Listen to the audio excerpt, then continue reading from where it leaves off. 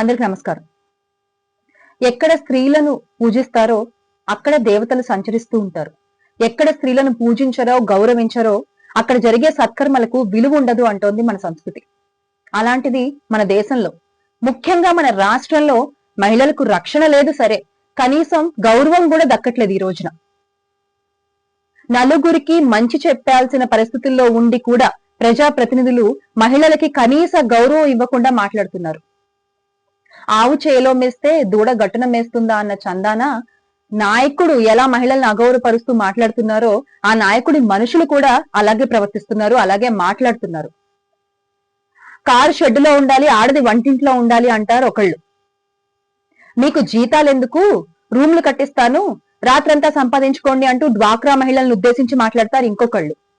ఆడది కనిపిస్తే ముద్దైనా పెట్టాలి, కడుపైనా చేయాలి అంటారు ఇంకొకళ్ళు. అసలు అంటే ఒక ప్రజాప్రతినిధిగా ఉంటూ ఒక ఉన్నత స్థానాల్లో ఉంటూ నలుగురికి మంచి చెప్పాల్సింది పోయి వీళ్ళు మాట్లాడే మాటలు వింటుంటే అసలు వీళ్ళని ఏమనాలో అర్థం కాని పరిస్థితి.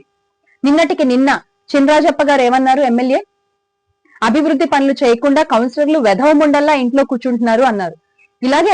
ఇలాగేనా మీరు మహిళల గురించి మాట్లాడేది? ఇలాగేనా మీరు మహిళల్ని చూసేది? ఇలాగైనా మీరు మహిళల్ని గౌరవించేది? చినరాజప్ప గారు, మీరు మాట్లాడింది తప్పు.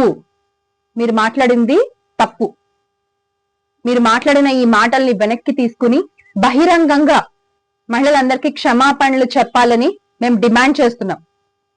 మీరు ఇలాగే గనక కొనసాగితే రాబో రోజుల్లో మహిళల ఆగ్రహానికి గురికాక తప్పదు అని హెచ్చరిస్తున్నాం.